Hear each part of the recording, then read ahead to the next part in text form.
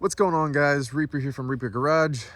Yes, the quality looks different because I'm on my iPhone, so I apologize if you hear some squeaking noises because the way I'm holding my phone. But anyways, sun's going down quick, so I'm gonna make this video quick. So keep in mind, I'm not working on anything. This video's not turning wrenches, doing nothing. This is just showing the new project car, talking about it, future plans of it, how I got it, etc, etc.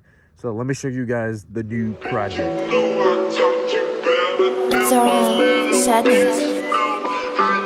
Forgot language.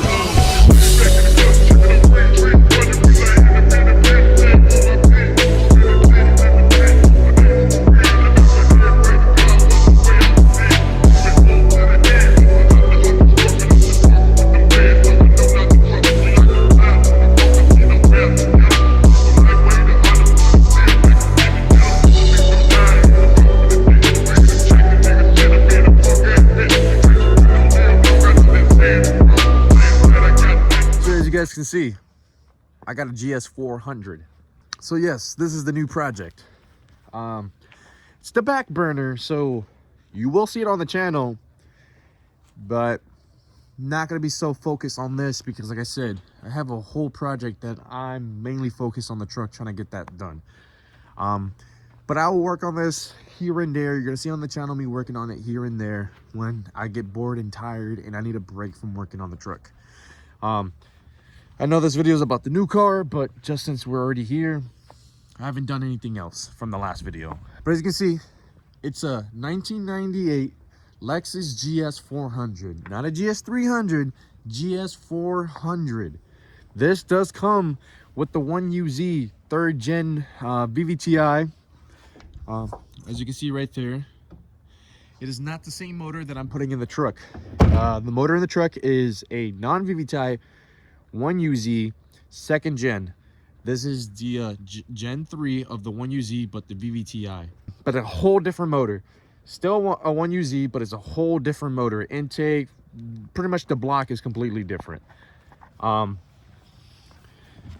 you guys can see, I'm gonna flip the camera. As you guys can see, it's a whole different motor. The non-VVTi version has a coil pack here and a coil pack here that reads your crank, and that's how it throws sparks to each individual spark plugs. As you can see, these are coil plugs. They have their own coil plugs to a wiring harness. That's the only thing cool about this motor, that this is why everybody grabs this motor to throw it to any swap or any vehicle they want, because of the luxury of that. And they do make harness for this. So as you can see, the motor is taken apart. No, I did not do that. I got the car as is. As you see how it is how I got it. Besides the rear end. The rear end is lifted. There's my suspension is wood right now. Did have suspension in it, but I took it out. When I had the suspension on there, it was way too low. I'll put a picture up here how low it was in the rear. And I couldn't even move it on this grass or dirt, whatever you want to call this. Couldn't move it. Did leave the fronts, but I had to do the lift up the rears. But yes, you're probably saying, damn, this thing is a POS. It's freaking clap. No, this thing is mint. So my buddy Jose, you guys remember Jose, if you've been on the channel a long time now. Jose is, like, I believe, the very first video on my channel. He's the one with the black GS picture, that he was doing his front lip on the GS. This is where I got the GS from. He bought a second GS, that was this, and it was his daily. The black GS was his, like, weekend slash street drifter car.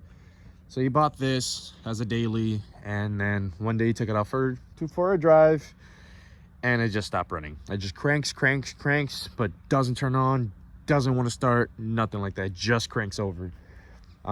So he started taking the motor apart. When he find out that the motor in here jumped timing, he was porting out the car, and so he sold the front bumper, sold both of the fenders.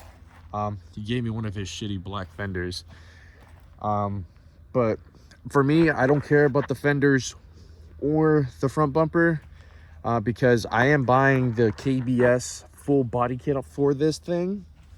So it will come with a front bumper, side skirts, rear bumper.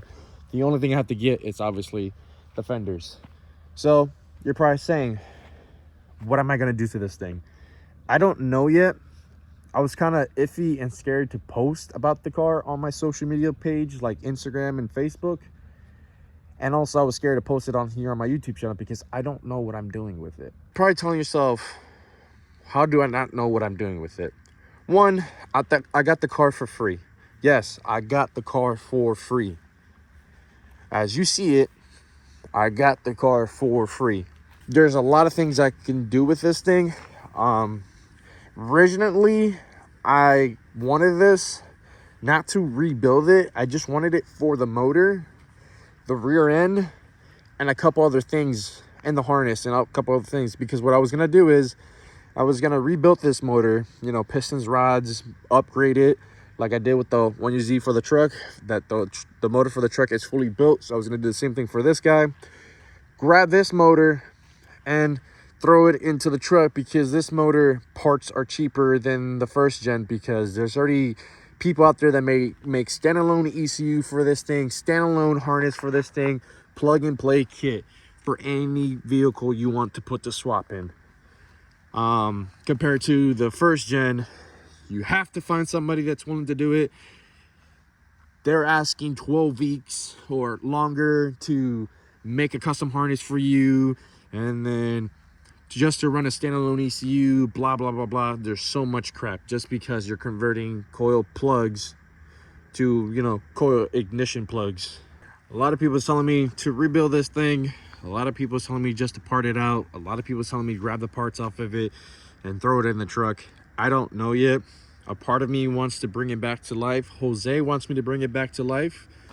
But if I do bring it back to life, it will be, I guess, a street drift car. So it's going to sit here for a little bit until I decide what I'm going to do with it. Reason why is because obviously you can see the belt. The motor's no longer in top dead center, but the motor was top dead center when I got to Jose's house. This cam on the passenger side was matching, but this cam gear over here was not.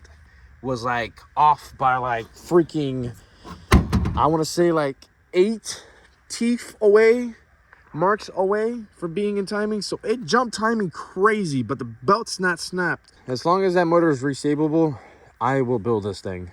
But if that motor's trash, I'm not going to go out of my way to spend $2,000, $3,000 for a whole plug and play swap. Another motor with the transmission, because I know you can go to your local import motor, Japan, whatever, crate people that you can get a full swap for. I'm not paying $2,000. Yes, I know, keep in mind, I have zero money to this thing because I got it for free. So if it takes me $3,000 to get it up and running, well, guess what? I technically built a GS400 for $3,000. Way cheaper than what people are selling their clap running and driving ones already. Everybody's trying to convince me to rebuild it. I might rebuild it, but I'm just showing you guys the new project. It's gonna sit here. Either it's a donor for the truck, or it's gonna be the new project once the truck is done. But enough of me talking and talking and talking and talking. The sun's going down. I'm getting bit by mosquitoes already. GS400, the new project that I decided to pick up, but we'll see what's this happen. So that being said, I'm out, guys. Thank you for watching Reaper Garage. Here's some dirty hands on the